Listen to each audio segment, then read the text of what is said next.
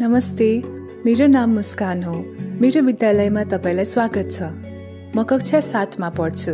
आज तपाईलाई म मेरो विद्यालयको भ्रमण गराउँछु है। सबैभन्दा पहिले जाउँ मेरो कक्षा कोठातर्फ। यो मेरो कक्षा कोठा हो। यहाँ हामी सबैजना मिलेर पढ्छौं। हाम्रो कक्षामा हामी सबैप्रति सद्भाव राख्छौं। कसैप्रति भेदभाव गर्दैनौं। हामी बीच सबै ठाउँका सबै जात जाति तथा समुदायका साथी संगी छौं। तर पहिले यस्तो थिएन नि। यस्तो परिवर्तन कसरी आयो त? आउनुहोस् अब पालिकातिर जाउँ अनि उतै बुझौँला, हुन्न? आज यहाँ पालिका स्तरीय बालिका तथा समावेशी शिक्षा सञ्जालको बैठक भइरहेको छ। आजको छलफलको विषय हाम्रो समुदायमा भएका विद्यालय भन्दा बाहिर रहेका बालबालिकाहरूलाई कसरी विद्यालय फर्काउने भन्ने रहेको छ। हामी पनि सुनौँ है त उहाँहरूको कुराकानी।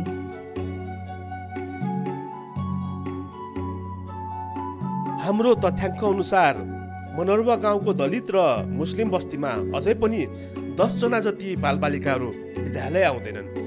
हामीले उनीहरूको बारेमा केही गर्नुपर्छ। उपप्रमुख साहबले सही भन्नुभयो। हामीले पनि उनीहरूको अवस्थाका बारेमा थाहा पाएका थियौँ। बालबालिकाहरूलाई विद्यालय नपठाउनु बालबालिकाहरूको मौलिक अधिकारको हनन हो नि होइन र पढ्न पाउनु त उनीहरूको अधिकार हो नि। एकदमै सही। अब हामीले उनीहरूको यो अधिकारको प्रत्याभूति गराउन के गर्न सक्छौँ त? मेरो विचारमा यो चेतनाको कमी नै हो। हामीले अभिभावक शिक्षा मार्फत उनीहरूलाई विद्यालय फर्काउनु पर्छ। हामीले कुरा गरिरहेका किशोरीहरू हाम्रा साथी नै हुन्। उनीहरू पहिले मदरसा जान्थे। पछि मदरसाको पढाइ पुरा भएपछि उनीहरू विद्यालय आएनन्। उनीहरूको घरमा त बिहेको कुरा पनि चल्दैछ। मेरो विचारमा हामीले हाम्रा साथीहरूलाई पनि शिक्षाको महत्त्वका बारेमा बुझाउनु पर्छ। हामीले यसका लागि दौतरी शिक्षा अघि बढाउन सक्छौँ नि।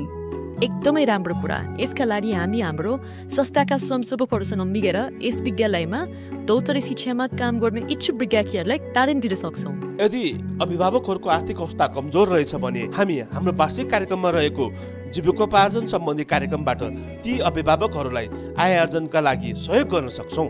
हाम्रो विद्यालय सुधार योजनामा गरिब तथा जेहेन्दार, अल्पसंख्यक तथा अन्य योग्य विद्यार्थीहरूका लागि छात्रवृत्तिको व्यवस्था गरिएको छ। यसको प्रयोगले उनीहरूको विद्यालय आउने र पढाइ पुरा गर्ने खर्चलाई बिहोर्न सकिन्छ। फेरि बाल विवाह त कानुनी रूपमा नै निषेधित कार्य हो। हामी सबै गएर अभिभावकहरूलाई सचेत बनाउनु पर्छ।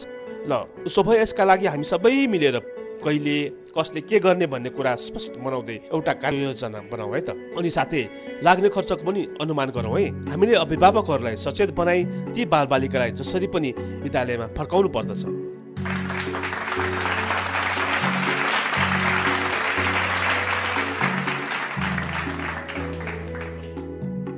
हाम्रो देशको विद्यालयहरूमा कक्षा 1 मा भर्ना भएका सबै बालिकाहरूले आधारभूत तह कक्षा 1 देखि 8 को शिक्षा पनि पूरा गर्न सकेका छैनन्। अझ माध्यमिक तहको शिक्षा पूरा गर्ने बालिकाहरूको संख्या अझ न्यून छ।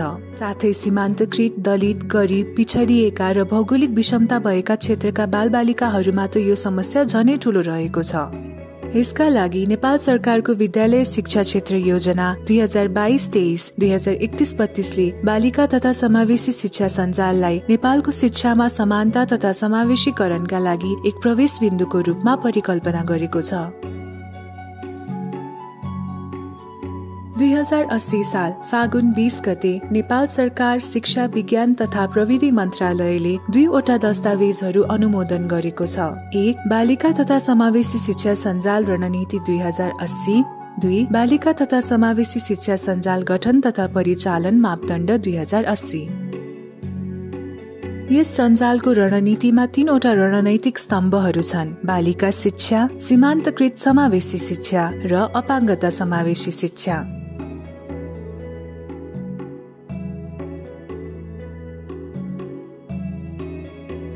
यस सञ्जालले बालिका र किशोरी लगायत सीमान्तकृत र पिछडिएका समूह तथा अपाङ्गता भएका बालबालिका र किशोर किशोरीहरूका लागि समान, समावेशी र गुणस्तरीय शिक्षालाई सुनिश्चित गर्नको लागि समुदायहरूलाई सशक्तिकरण गर्दै हानिकारक परम्परागत अभ्यासहरू र बाल विवाहलाई न्यूनीकरण गर्न, शिक्षामा बालबालिकाको पहुँच बढाउन स्थानीय सरकार र विद्यालयलाई सहयोग गर्ने, बालिकाहरूलाई विद्यालय र स्थानीय स्तरका सरकारका सवालमा आफ्नो विचार राख्न र आवश्यकता अनुसार आवाज आवाज उठाउन सक्षम बनाउने र लैङ्गिक उत्तरदायी र समावेशी शिक्षाका लागि विद्यालय, नागरिक समाज र सरकार राख्ने सरकारी निकायहरूको प्रतिबद्धतालाई बलियो बनाई उत्तरदायी बनाउने उद्देश्य लिएको छ। साथै यसले बालिका, अपाङ्गता भएका तथा सीमान्तकृत समूहसहित सबै बालबालिकाको शिक्षामा पहुँच, सहभागिता तथा सिकाइ उपलब्धि अभिवृद्धि गरी समन्यायिक जीवन अवसर प्रदान गर्न सहजीकरण गर्छ। स्थानीय स्तरमा यस सञ्जाल स्थानीय सरकार प्रमुखको संरक्षकत्व तथा उपप्रमुखको संयोजकत्वमा गठन भएको हुन्छ। साथै स्वास्थ्य, शिक्षा, महिला तथा बालबालिका शाखा, महिला प्रहरी, स्वास्थ्य संस्था, विद्यालय, बाल क्लब, सामुदायिक स्वयंसेवकहरू जस्ता स्थानीय सरकारका विभिन्न शाखा, निकाय र समूहबाट समावेशी प्रतिनिधित्व रहेको हुन्छ। स्थानीय तहले यस्ता सञ्जाल विद्यालय स्तरमा पनि निर्माण गर्नुपर्छ। त्यसैगरी यस सञ्जालले शिक्षा सम्बन्धित मन्त्रालयको नेतृत्वमा प्रदेश सरकारसँग पनि काम गर्दछ। संघीय तहमा यस सञ्जालले शिक्षा, विज्ञान तथा प्रविधि मन्त्रालय अन्तर्गत शिक्षा तथा मानव स्रोत विकास केन्द्रको महानिर्देशकको अध्यक्षतामा विभिन्न मन्त्रालय, सञ्जाल, आयोग, संघ तथा महासंघ र संस्थाहरूसँग मिलेर काम गर्दछ। केही समय अघि मेरो आमा बुबाले पनि मेरो पढाइ छुटाएर विवाहको तयारी गर्दै हुनुहुन्थ्यो। प्रधानाध्यापक र सञ्जालका केही अन्य सदस्यहरू आएर मेरो आमा बुबालाई राम्ररी सम्झाउनु भएपछि न हो उहाँहरूले मेरो विवाहको तयारी रोकेर विद्यालय पठाउनु भएको। अहिले उहाँहरूले 20 वर्ष नपुगी मेरो विवाह नगरिदिने र मलाई धेरै पढाउने कुरा गर्नुहुन्छ। यही सञ्जालको सक्रियताले मैले मेरो छुटेको पढाइ अघि बढाउने मौका पाएँ। हाल यस्ता सञ्जाल म जस्ता विद्यालय बाहिर रहेका धेरै बालबालिकाहरूलाई सहयोग गर्न संघ, प्रदेश र स्थानीय तहका साथै विद्यालयहरूमा पनि गठन हुँदैछन्। के तपाईको ठाउँमा पनि यस्तो सञ्जाल गठन भइसक्यो वा हुने क्रममा छ? हामीलाई पनि बताउनु न है।